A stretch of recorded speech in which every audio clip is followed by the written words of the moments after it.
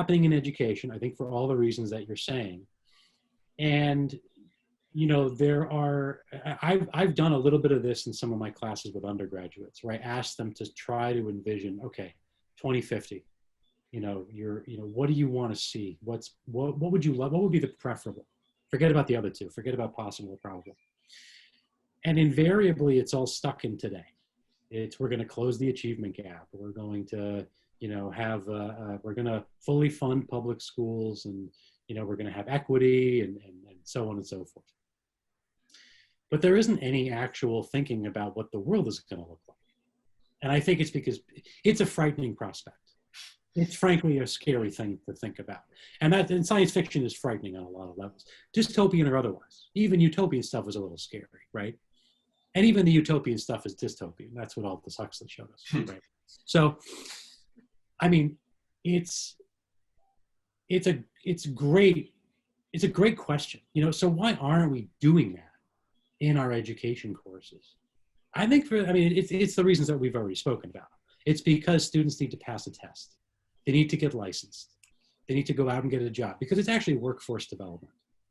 It's not actually teacher education the way it was 100 years ago. You know, if you look at a normal school's curriculum from 1920, it's algebra, it's Latin, it's science, it's the arts, you know, it's pedagogy.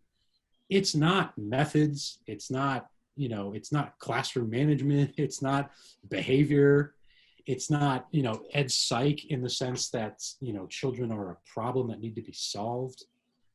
It's the liberal arts, you know. And so I think if you took someone from 1920 and plucked them into a teacher ed program in 2020, they would have no idea what you're talking about. They would literally be on another planet. That's why we don't do it in education.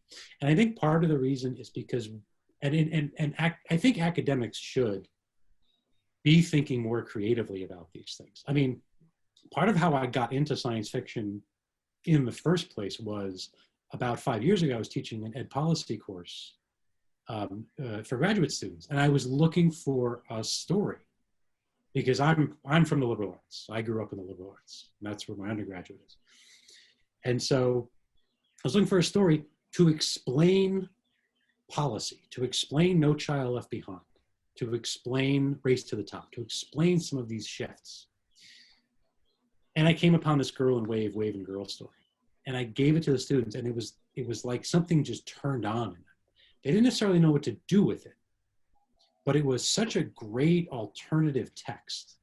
And it got me thinking that really we need to broaden our idea of what is a text. We need to broaden our idea of what is an object of inquiry. And so what science fiction shows us is everything is an object of inquiry. Everything becomes the text, right? And so, you know, an Asimov essay on robot teachers, or a short story like the fun they had, becomes a legitimate text for students to really dive into, right? If we can do that, maybe we can start having these conversations. You know, it's going beyond bringing popular culture and culture studies into the classroom.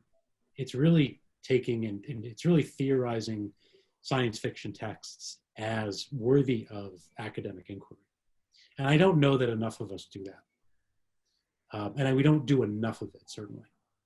And so if we could begin to infuse that and teach our students how to do that for their own students when they're in the classroom, to let them know that, you know, I'm going to give you permission to do this.